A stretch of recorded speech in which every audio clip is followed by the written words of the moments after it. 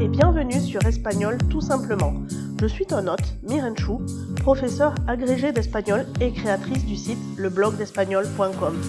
Sur le mois de septembre, pour la rentrée, je te propose un challenge, Vuelta al Español. Je publierai un épisode de podcast par jour pour t'aider à lancer ou à relancer ton apprentissage de l'espagnol pour la rentrée. Listo? Vamos! Hola, hola, bienvenido, je suis ravie de te retrouver pour ce deuxième jour du challenge Vuelta al Español. Tout au long du mois de septembre, je te propose un épisode par jour pour relancer ton espagnol et aujourd'hui, je vais te partager rapidement 3 astuces incontournables pour débuter en espagnol. La première astuce, c'est tout simplement de se plonger dedans. Quand tu commences ou que tu recommences à apprendre l'espagnol, ça suffit pas d'en faire un quart d'heure par-ci par-là si tu veux progresser rapidement. C'est utile de se mettre des créneaux d'études, on en reparlera un peu plus tard dans le challenge, mais ce qui est le plus utile, c'est de faire une vraie immersion dans l'espagnol.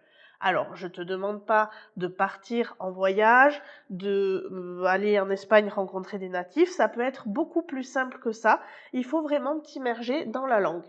Au quotidien, mets-toi des post-it sur tes objets du quotidien, essaie d'écouter des podcasts ou la télé, la radio en espagnol.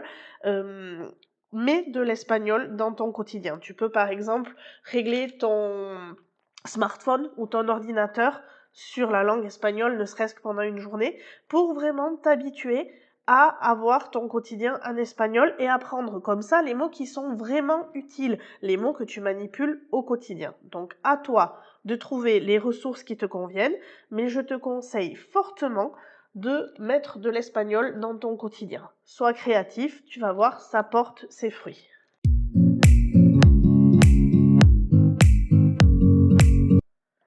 La deuxième astuce que je voulais te communiquer, c'est de commencer par les bases. Oui, tu vas me dire, ça semble assez évident et peut-être que tu te dis que j'enfonce une porte ouverte. Pourtant, au quotidien avec mes étudiants en présentiel ou mes étudiants en vidéo, je me rends compte qu'en vouloir trop bien faire, ils s'encombrent de tout un tas de mots, de règles de grammaire qui ne sont pas utiles au début. On verra plus en détail un épisode entier dans le challenge sur la loi de Pareto qui dit que 20% des actions rapportent 80% des résultats et inversement, 80% de tes actions ne font que 20% des résultats.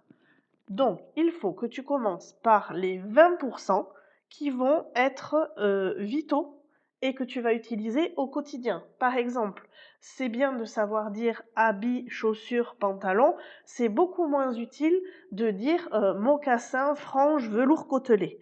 Donc, il faut que, tant dans le vocabulaire que dans la grammaire et la conjugaison, tu détermines quelles sont les bases que tu commences par ce que tu utilises au quotidien dans 80% des situations. Et c'est seulement ensuite, quand tu auras vraiment les bases utiles pour le noyau du quotidien, que tu pourras complexifier le vocabulaire, le rendre plus précis, apporter des nuances. C'est seulement quand tu te débrouilleras sur l'essentiel que tu compléteras avec les nuances qui feront que là, tu monteras de niveau, tu pourras aller passer des certifications, etc. Mais si tu débutes, concentre-toi sur les bases.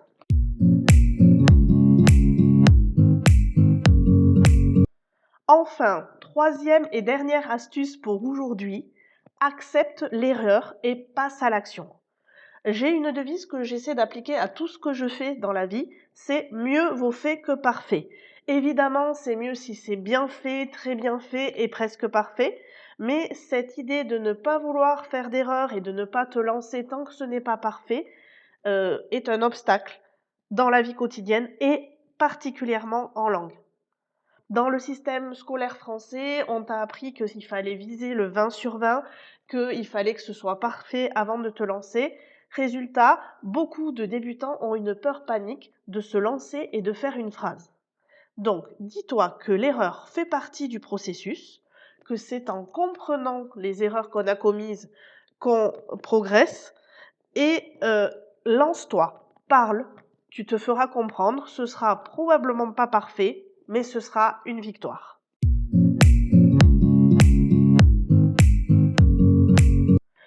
Donc, si je résume sur les 3 astuces du jour pour avancer en espagnol quand tu débutes, il y a se plonger dans l'espagnol et t'entourer d'espagnol, te concentrer sur les bases avant d'apporter de la précision lexicale et accepter que l'erreur fait partie du processus et adopter comme devise mieux vaut fait que parfait.